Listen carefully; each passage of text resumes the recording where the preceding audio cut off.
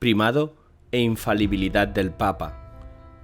La Iglesia, instituida por Jesucristo, es una sociedad constituida jerárquicamente. La Iglesia está constituida por el Papa, los obispos, los sacerdotes, los diáconos, los religiosos y los seglares.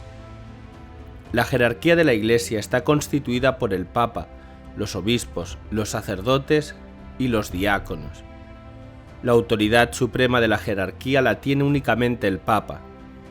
Jesús, después de hacer oración, eligió a los 12 apóstoles y puso al frente de ellos, como jefe supremo, a Pedro. Le entregó las llaves de la Iglesia, Mateo 16, del 18 al 19, y lo instituyó pastor de todo el rebaño. Apacienta mis corderos, apacienta mis ovejas. Juan 21, del 15 al 17.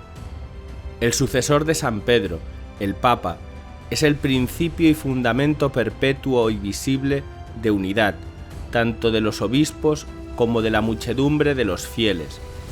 El pontífice romano, el Papa, tiene en la Iglesia, en función de su cargo de vicario de Cristo y pastor de toda la Iglesia, potestad plena y suprema y universal sobre la Iglesia que puede ejercer con entera libertad. El Papa goza del privilegio de la infalibilidad cuando habla ex cátedra, definiendo doctrinas de fe y costumbres. Obispos, presbíteros y diáconos. El Concilio Vaticano II dice: los obispos, junto con los presbíteros y diáconos, recibieron el ministerio de la comunidad para presidir en nombre de Dios sobre la grey, de la que son pastores como maestros de doctrina, sacerdotes del culto y ministros de autoridad. Lumen Gentium número 20. La consagración episcopal, junto con el oficio de santificar, confiere también el oficio de enseñar y regir, los cuales, sin embargo, por su naturaleza, no pueden ejercitarse sino en comunión jerárquica con la cabeza, el Papa. Lumen Gentium número 21. Cada uno de los obispos que es nombrado y puesto por el Papa al frente de una diócesis ejercita su poder pastoral sobre esa porción del pueblo de Dios que se le ha confiado. Lumen Gentium número 23. Los sacerdotes dependen en el ejercicio de su potestad del obispo, con quien colaboran pastoralmente para gobernar y santificar a los cristianos de su diócesis, con la predicación del Evangelio y la administración de los sacramentos.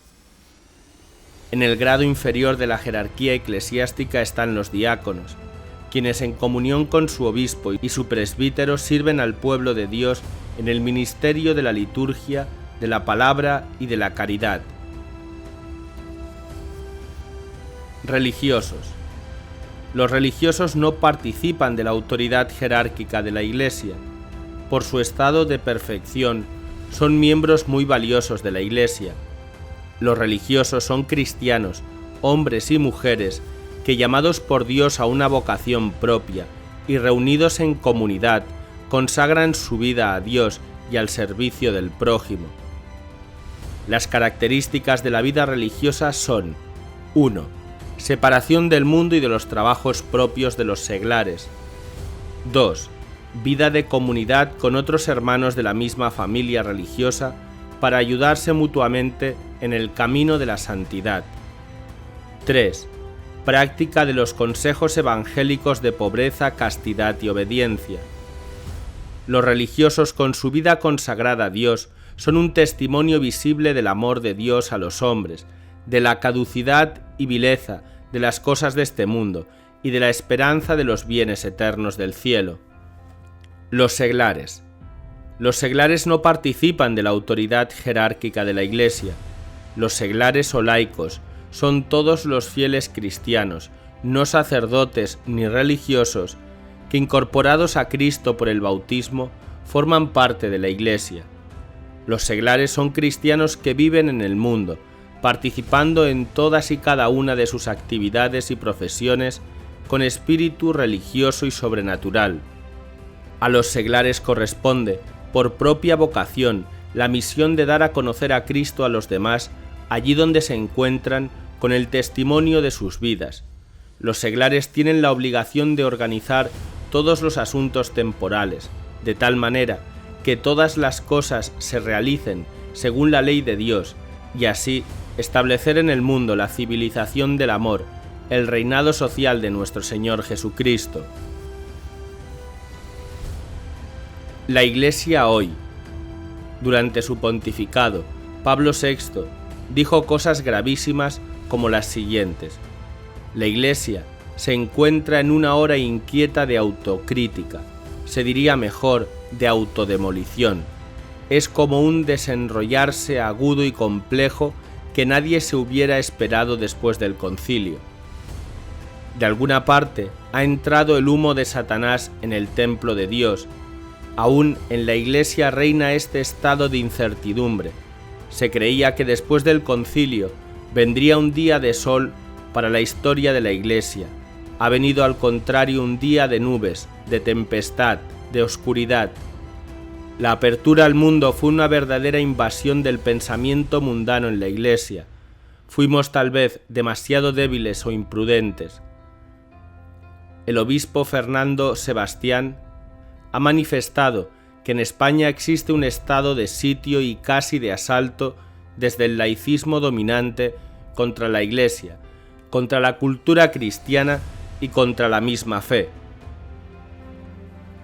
Recuerda, ¿quién es el Papa?